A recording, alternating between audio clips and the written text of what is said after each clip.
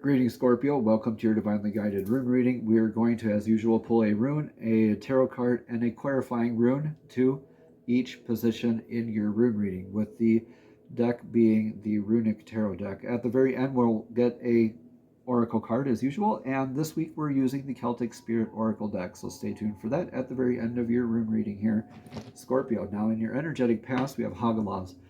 Hagalaz is that irreversible rune of unintended eventualities. It's not an if, it's a when. Looking at this as happening for us rather than to us, divine removing things like a tower moment in your energy. So that'd be kind of neat if we got the tarot card the tower card in the tarot to clarify this here in the past, is kind of drive that point home. But this is an aspect of looking at things happening for you rather than to you, not victim energy, right? But looking forward to the blessings, accepting what's presently happening, as it were, in the energetic past. Now, this is blessings or challenges here with these aspects.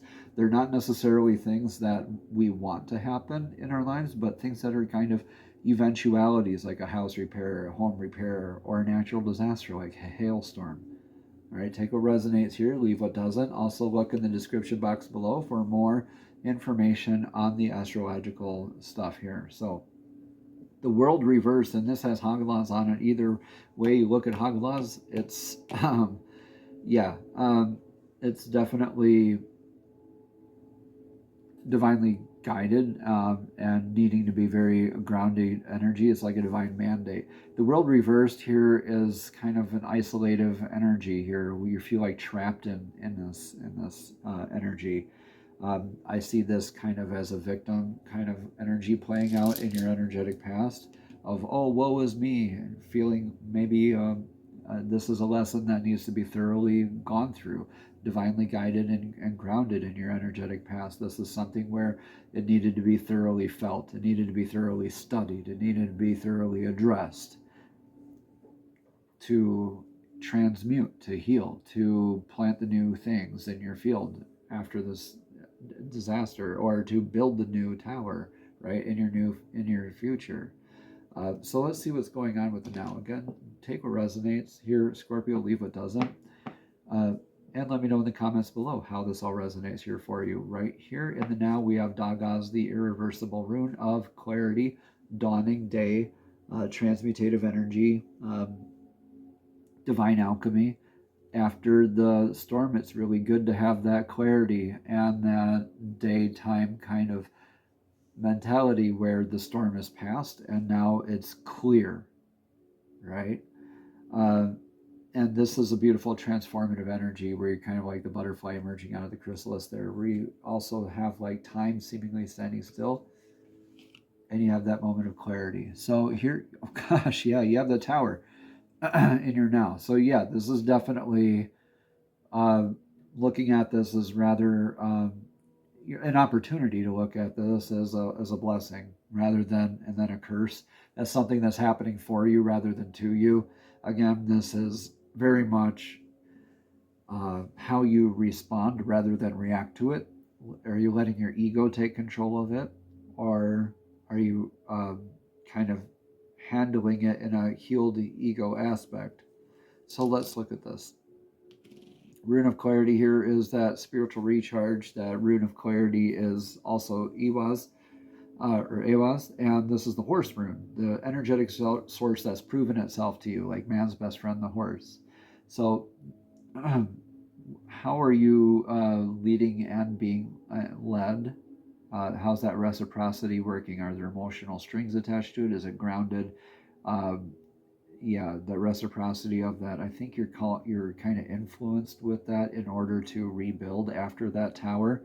I think this is feeling like victim energy and healing that victim energy, getting that spiritual rechargification, if you will, and getting that sense of clarity where you can balance and transmute the energies, right? You have that positive or negative spin or whatever you can put on it, right? Is your glass half full or half empty?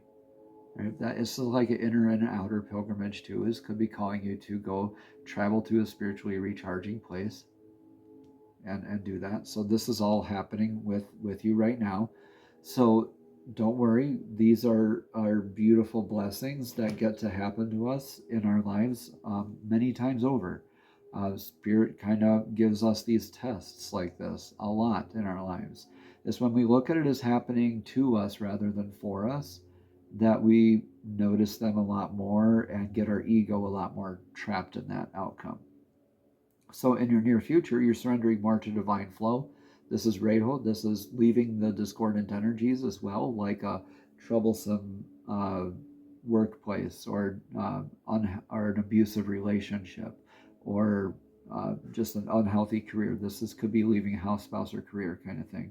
Where you're surrendering more to divine flow. So anything that's not in your divine flow, anything that's not healthy for you, right? You're kind of walking away from that. So that's where you're saying, like, it could be just finally leaving the attachment to this whole tower kind of thing, kind of leaving that behind you and stepping into more your new becoming. With that clarity, you get to surrender to flow and be more present, right? This is kind of a whole lesson where you're kind of maybe looking outside of you and maybe realizing you had to look within for that surrendering to flow and kind of answering your own questions in that sort of sense. The Wheel of Fortune reverse, so kind of being the master of your own destiny here, writing your own kind of stuff. But I see this still in aspects of divine flow, of being present, but kind of maybe feeling like you dodged a bullet here in the near future. Whatever you let go of, you kind of see that as more of a blessing now, like, but that you had a hand in it, that you kind of helped to walk away. So just be mindful here that with the Wheel of Fortune here reversed, this could be still a little bit of a challenge of you getting going or staying in flow. So just make sure that it's still grounded. Every step that you take, right, is grounded. You're going to need to be flexible here, yeah.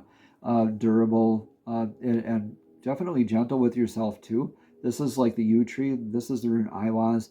This is like the World Axis tree, like being able to spin all that knowledge and information between the Great Condor and the Great Serpent on the Tree of Life, and you being the squirrel in the middle, balancing all that information, but needing to do so in a divinely guided kind of way, surrendering to flow a bit more, and still like kind of feeling very much like you're manifesting your own destiny. Well, you kind of are. It's not all fateful, right? You're the one that's responsible for your presence here.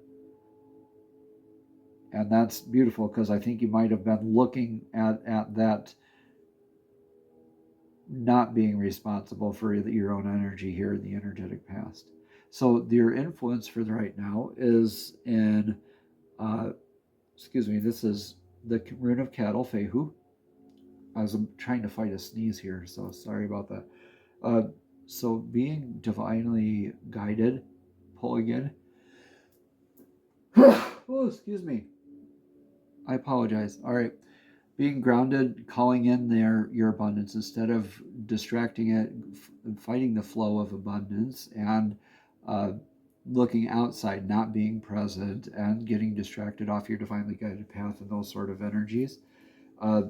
So challenged with or blessed with aspects of abundance, that's your influence right now.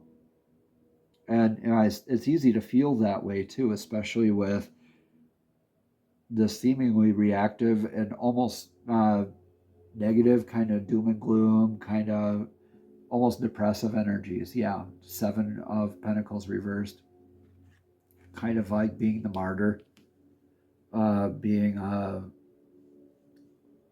like self-sacrificing, excuse me, to your craft, where the point is like you're kind of losing your touch with your craft and therefore like with your abundance, or how you're showing up for your abundance, kind of painting yourself out to be victim there, it looks like. So let's see what this Rune of Clarity here is. You're influenced with needing to get that clarity, this transformative thing in your life. So whatever is leaving your life, you need to let it leave. right? Is what this whole big influence here is. And you're getting that clarity, it looks like, here in the due process. You kind of know this. So what's your advice here? That stability, divine masculine kind of energy, this stable energy, whenever the lines are going like that on the rune, is very stable energy. This is irreversible. The god Ing's rune, the rune of fertility, of successfully planting the seed in the soil, of knowing rather than guessing, therefore healing an aspect of ego, divine masculine kind of healing work there too. So this is something that needs to be done, like that you need to do, right? This is a lesson in divine timing, knowing that the seed will germinate, will open at the right time, it'll grow roots at the right time, it'll grow above the soil at the right time, it'll grow a flower and produce fruit at the right time, right? So you need to like work on that, fertilizing the soil, right? You don't want to fix the plant, you fix the soil, you fix how it's nurtured, you fix how it is, how it's stable in its environment, right? So going within and working on knowing rather than guessing as well, with the responding rather than reacting. This is let those aspects that aren't healthy for you go ahead and pass. That's the death card. It also has Anzus there for that kind of that spiritual kind of clarity, or that divine download here on the card is kind of hard to see as well. But death is like letting something end so something new can begin. And I see you releasing these aspects of yourself, that kind of victim mentality here, and kind of accepting that and starting that new cycle with a healthier heart set, healthier mindset, healthier kind of sense of stability here, which is great. And let's see, lessons learned. Yeah, learning lessons with Yera, the rune of the year, the rune of harvest. This is all about cycles. Endings making beginnings, beginnings making endings. A lot like this card here too, with the death card. So this is that liminal space in between those cycles, right, where you're learning the lessons. Like at the harvest, you learn like what you sow is what you reap, and those practices, how to adjust and how to apply them to the next energies, right? Successfully planting those seeds, ideas, concepts, ways of being, right? Kind of like being like stoic in this as well. Learning how to be, anyway. That's a good way to kind of learn with the divine masculine there. So thoroughly doing this, yeah. You were thoroughly into it before, but now you're thoroughly into it in a very definitely a different way. You've changed a lot in your outcome here. So this is building, destroying, or protecting in a very thorough aspect, divinely guided, divinely and grounded energy for that decisive action of being present, of building, of destroying, or protecting, letting, or maybe even simultaneously doing those things, right? Theresos is very thorough energy. So I see you thoroughly adapting into this new way of being in this new cycle in your life, and growing in your durability, your strength, and adapting to divine flow better. I think against all odds here too, with that Wheel of Fortune here reversed, seemingly against all odds. So that's really cool. The Hermit energy, yeah. With this, you're kind of, when you plant the seed, you let it You let it sit. It needs to be in the dark for a little while, and start its process of before it opens and starts growing roots, right? The seed. So this is being still and thoroughly getting into your inner work here. This is awesome energy here. You're doing this in a very deliberate manner. Yeah, very nurturing. This is a new beginning for you. This is a new way of being for you. This is like your new, like a recommitment to your life path, or an adjustment, a course correction, if you will. Familial style type of nurturing with the birch goddesses Rumbricana. This is great. This blessed new beginning, nurturing this and thoroughly doing so, and starting within first, and like in silence even. Starting in the dark and silence, and doing the shadow work, and really thoroughly balancing whatever energies you need to balance here in the near future, so you can be in divine flow. This is beautiful here for you, Scorpio. Let me know how it resonates in the comments below. Let's get a card of clarity from the Celtic Spirit Oracle deck. Divine, please show us clearly what message of clarity does Scorpio need to hear in today's divinely guided rune reading for this week, anyway. More astrological information in the description box below for those who need it. But this is beautiful Saturn in Aries type of energy. So Divine, please show us clearly what message of clarity do you have for Scorpio's divinely guided rune reading here for this week? One card of clarity, please. One card. All right. Well, almost. Divine's got a message for us in there. I can feel it. You can keep going. You want that one? Okay. Divine says yes, this one. 25. Dream, manifestation, plan, and be.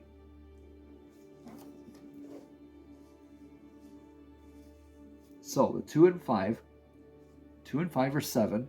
Numerology for this card is that beautiful divine spiritual connection, and the that dream. It almost feels like dream work, where you are definitely going within for those sort of aspects. So if you're interested in that numerology, there's a little bit you can learn with that number 7 there if you want to look up more information on that. So reading your card here. Here we go. Finally found the page. Thank you for your patience. All right, continuing on at the bottom it says manifestation, plan, and be. The art of dreaming your life into being. Here comes the point where you realize that we are the dreamers, and what you dream can be manifested. Where do you want to be? What do you want your life to look like? If we can't picture where we want to be, how is the universe meant to make it happen? There's a big difference between dreaming realistically and thinking too over the top. Our belief that it can happen needs to be in alignment with what we want to happen. If we dream about being a millionaire, but believe it won't ever happen to us, then it won't. If we dream of how we feel with our perfect job, house, or partner, for example, and also believe that it can happen, then it can. Manifestation happens when we dream about it as though it already has happened. We imagine ourselves in the present with what we want, and we need to also feel all the emotions of having it already achieved. So this is how we align with our dream, our emotions, and our beliefs to manifest our desires. What are you What are you wanting to manifest in your life, Scorpio? Do you need it? Or do you know what it would look like if you had it now? How would you feel if you manifested what you desired? What emotions would you feel? Take some time out of your day to be as specific as you can. Do up a vision board, or write up a perfect day as though it is already here. Make plans to achieve your goals and take action. You are the creator of your universe, so be creative with what you want and let the rest flow to you. Namaste. Have a blessed and abundant week.